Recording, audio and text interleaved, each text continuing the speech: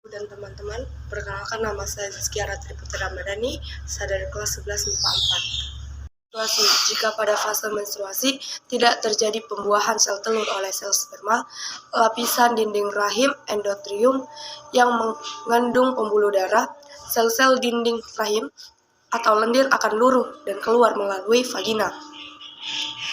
Fase menstruasi dimulai sejak hari pertama siklus. Menstruasi dimulai dan biasanya berlangsung selama 4-7 hari.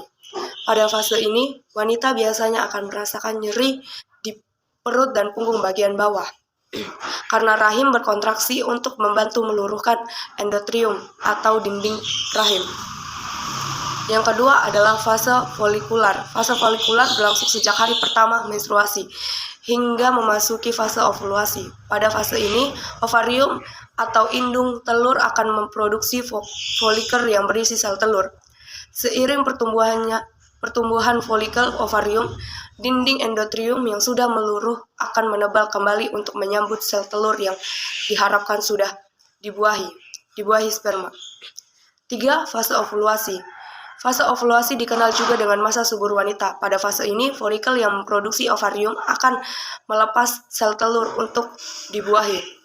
Sel telur yang telah matang akan bergerak melalui tuba volupi untuk menuju ke rahim. Sel telur ini hanya akan bertahan selama 24 jam.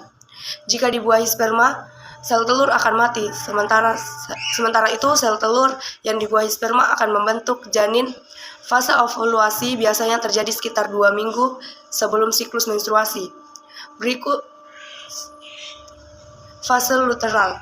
Setelah fase ovulasi, folikel yang pecah dan mengeluarkan sel telur akan berubah membentuk struktur yang disebut corpus luteum.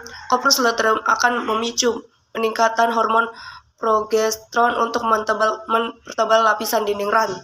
Fase luteal dikenal juga sebagai fase Pada fase ini biasanya akan merasakan sejumlah gejala seperti nyeri payudara, muncul jerawat, badan terasa lemas, dan menjadi mudah marah atau emosional. Fase luteal dapat berlangsung selama 11-17 hari, tetapi rata-rata wanita mengalami fase ini selama 14 hari. Proses menstruasi akan terjadi berputar dan berakhir ketika seseorang wanita sudah memasuki masa menopause. Biasanya menopause terjadi pada wanita berusia 40 tahun ke atas. Sekian dari saya, terima kasih.